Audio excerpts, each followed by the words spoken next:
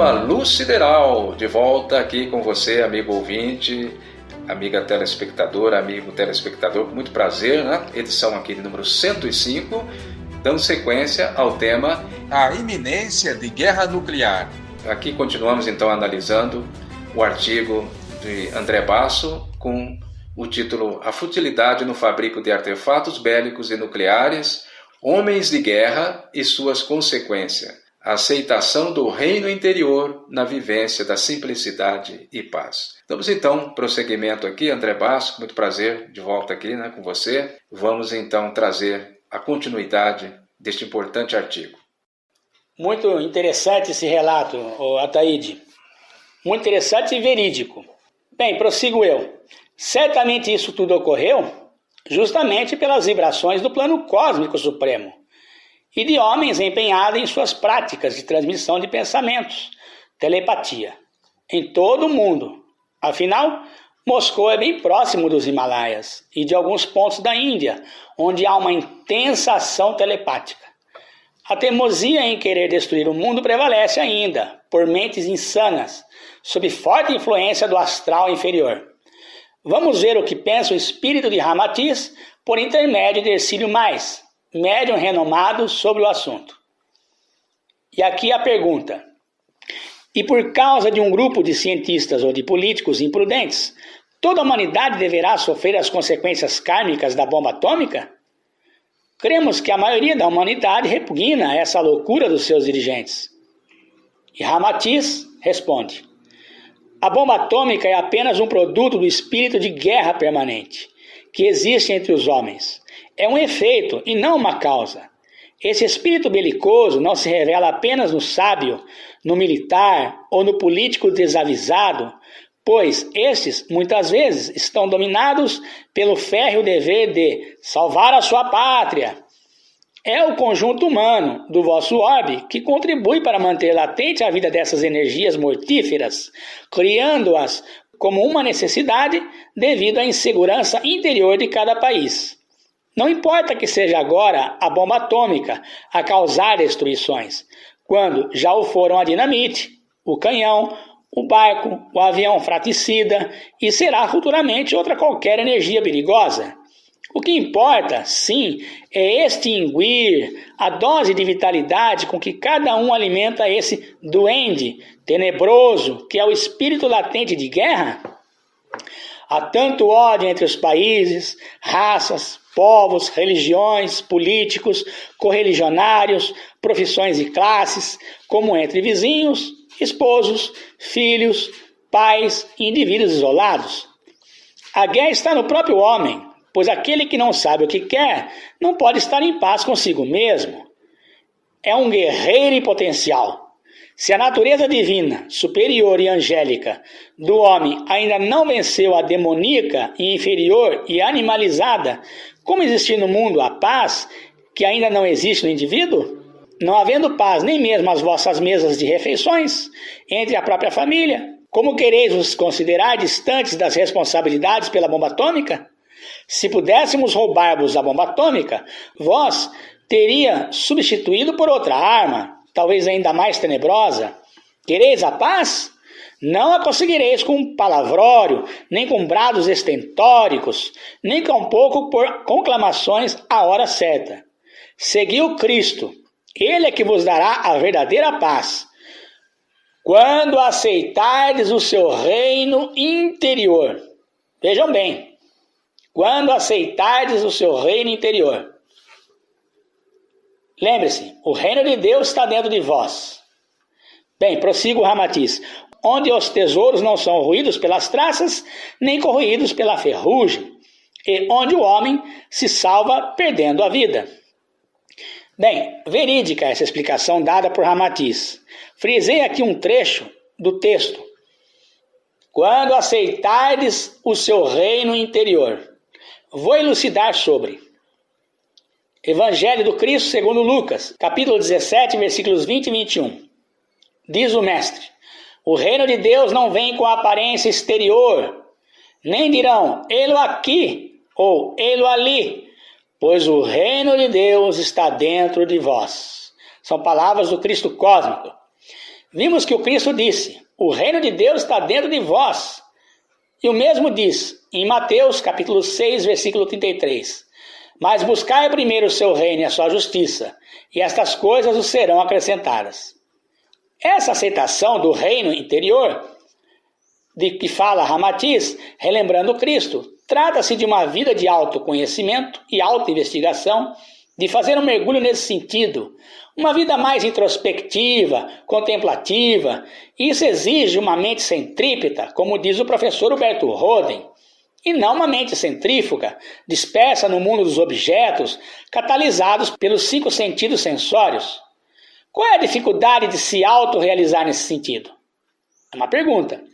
O materialismo cresce e se expande conforme as necessidades dos indivíduos. É óbvio que devemos ter modéstia e ter primazia por uma vida digna e autossustentável, mas isso deveria ocorrer com responsabilidade, desde os governos, empresas, comércios, tudo em sincronia com a natureza. Isso engloba eu falar sobre economia e seus desdobramentos, que seria um outro assunto.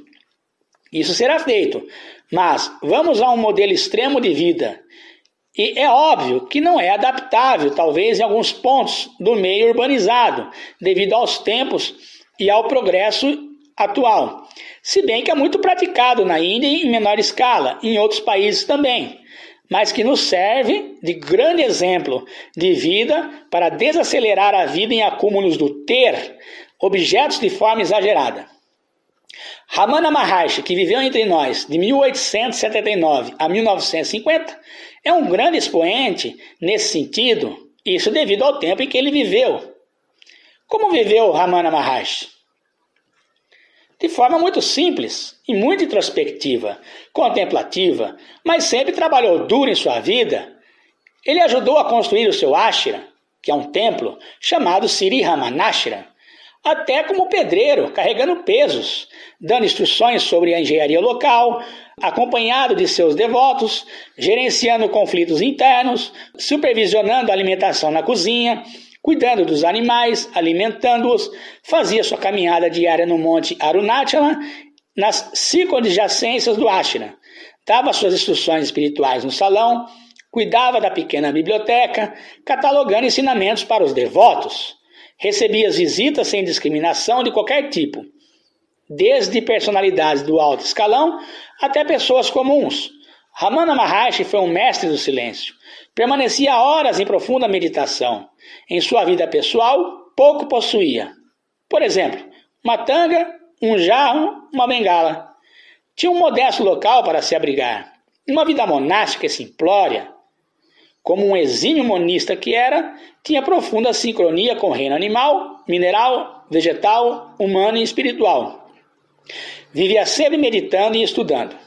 Esse grande vidente compreendeu o buscar primeiro o reino de Deus, o reino interior e a sua justiça, verdades e valores dentro de si. E diz um pensamento aqui dele, Ramana Maharshi. Ele, o ego, é um traço sutil entre o corpo e a pura consciência. Ele é irreal. Se você observá-lo com muito cuidado, ele deixará de causar aborrecimentos. Mas desde que você queira prendê-lo, a ilusão de sua existência estará sendo fortalecida. Isso demonstra que podemos sim ter uma vida mais desapegada aos objetos, uma vida minimalista, com consumo equilibrado e não ceder ao modismo da grande mídia que vive a estimular o acúmulo de objetos.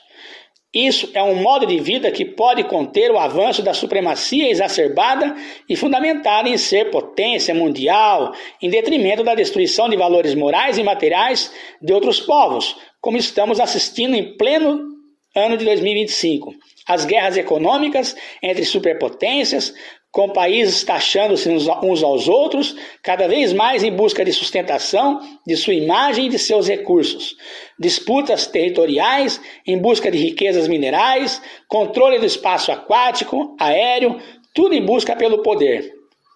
Quanto poderia ser investido em educação, saneamento básico, pontes, túneis, hospitais, rodovias, trens, com dinheiro gasto em armamentos?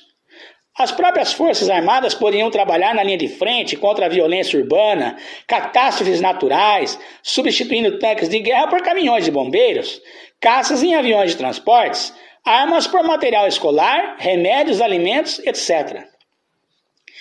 Bem, e prossegue aqui agora, voltando a Ramatiz, sobre os efeitos da guerra e seus artefatos bélicos. Vamos mais um trecho do livro Mensagens do Astral, por Hercílio Mais, pelo espírito de Ramatiz, sobre a mensagem que vem. Muito bem, André Basso, amigos ouvintes do Luz Sideral, prosseguimos aqui esse estudo importantíssimo desse artigo, né, feito pelo filósofo André Basso, e dentro do tema de hoje, a iminência de guerra nuclear. Então prossegue aqui o juízo final, Ramatiz, na psicografia de Hercílio Mais, quando ele pergunta: qual o principal objetivo do juízo final no evento profético dos tempos chegados?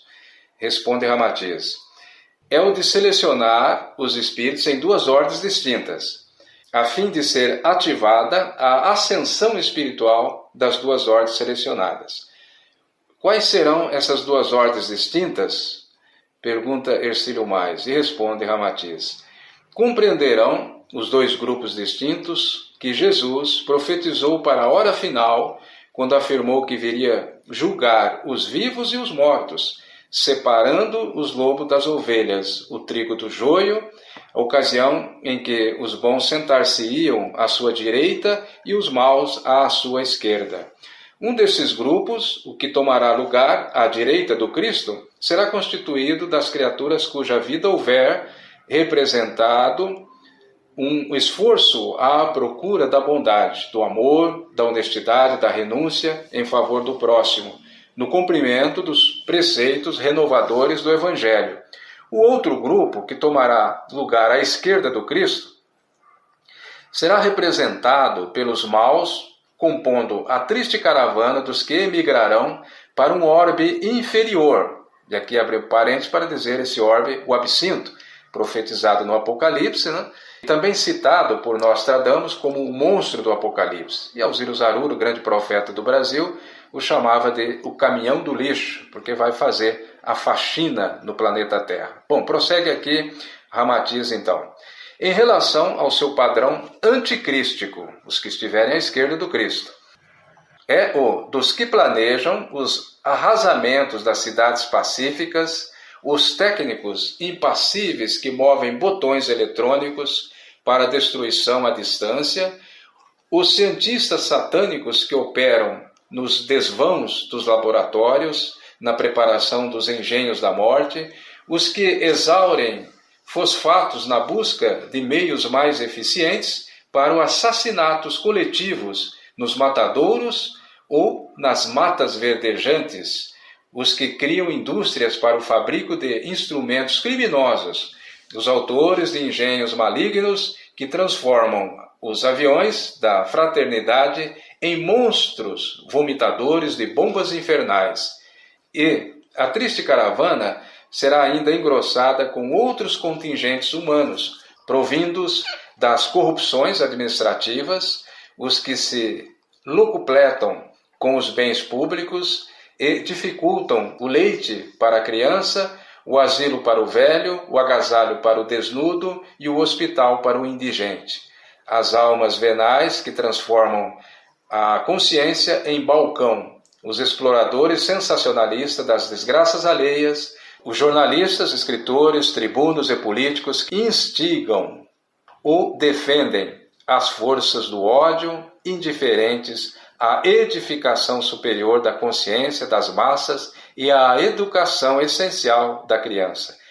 Este é o séquito a caminho da implacável retificação no habitat sombrio de um outro mundo tão agressivo e impiedoso quanto as suas próprias consciências e que se tornará o regaço materno não só dos que abrigam as mãos que lavram o solo pacífico a tomar armas para o extermínio fratricida, como daqueles que insuflam o ódio racial, contribuem para o desaparecimento da paz, dos que industrializam as graças divinas a troco da moeda profana, dos que pregam a fraternidade promovendo a separatividade e empregam os recursos da violência para a conversão dos infiéis, como egoístas e impiedosos, avaros, fariseus e salteadores de traje a rigor, terão que se rejeitar aos pródomos de outra civilização humana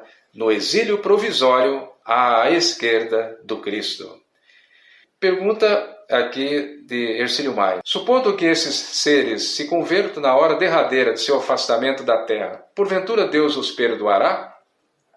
Ramatiz responde: não alimenteis as falsas ilusões que as religiões criaram a esse respeito. O perdão exige uma premissa, que é a ofensa. Ninguém pode perdoar sem ter aceito ou considerado a ofensa correspondente. Portanto, para que Deus perdoe, é necessário conceber-se que, antes disso, se sentisse ofendido. Uma vez que Deus não se ofende, pois é o absoluto Criador incriado, não precisa perdoar. Ele é a lei suprema, cujo objetivo se revela na consecução da felicidade do Espírito. Demais, o perdão à última hora, como já explicamos, não modifica o conceito íntimo da alma, a qual necessita reeducar-se para harmonizar com as esferas de vibração mais pura. André. E pergunta Hercílio Mais. Afirmou-nos o irmão que a separação na hora do juízo final ativará a ascensão espiritual dos dois grupos. Como se dará essa ascensão entre os que forem afastados para as regiões infernais? Ramatiz responde: Jesus afirmou que os da sua esquerda seriam degradados para regiões onde só há ranger de dentes. Isso significa que se trata de planos rudes, primitivos, opressivos, locais de desesperos, de ódios, de desaforras e de animalidades. Os afastados para regiões inferiores, em relação ao vosso orbe, constituindo-se de almas esclerosadas no mal e na preguiça espiritual, daninhas às coletividades pacíficas, também progredirão até mais rapidamente ante a agressividade no meio em que forem habitar. Tratando-se de espíritos já sensíveis, conhecedores dos bens terráqueos, sofrerão mais intensamente os impactos purificadores, pela maior consciência dos seus estados íntimos. A saudade da vida no seu planeta original ativará intensamente as suas inteligências, condensando-lhes no subjetivismo da alma desejos e ideais para uma breve libertação do orbe inferior. Ambos os grupos estabelecidos no juízo final, o do trigo e o do joio, conseguirão acentuado progresso espiritual de acordo com os valores afins ao seu próprio psiquismo coletivo. Os da direita do Cristo serão favorecidos com novas reencarnações na Terra já higienizada, no seu clima e magnetismo, que lhes permitirá uma ascensão mais rápida, devido à pulsação uníssona dos sentidos crísticos de todos. Bem, encerra a leitura com o Ramatiz, espírito que viveu na Indochina, e voltemos agora ao velho e nobre filósofo Jiddu Krishnamurti, filósofo indiano. Interpelante: são impotentes os indivíduos contra a bomba atômica e a bomba de hidrogênio? Krishnamurti responde: continuam a fazer experiências com essas bombas na América, na Rússia e em outras partes. E que podemos vós e eu fazer diante disso? Nessas condições, que vantagem há em discutirmos esta questão? Podeis tentar influir na opinião pública com artigos nos jornais sobre quanto é terrível essa arma, mas isso impedirá que os governos continuem a experimentar e fabricar bomba de hidrogênio? Não, continuarão eles a fazê-lo de qualquer maneira. Pode-se utilizar a energia atômica tanto para fins pacíficos como para fins destrutivos, e provavelmente dentro de 5 ou 10 anos teremos fábricas movidas pela energia atômica, mas ao mesmo tempo está se preparando a guerra. Pode-se restringir o uso das armas atômicas, mas o impulso para a guerra já foi dado. E o que podemos nós fazer? Acontecimentos históricos estão em movimento, e eu não creio que vós e eu, aqui em Benares, Índia, possamos deter esse movimento.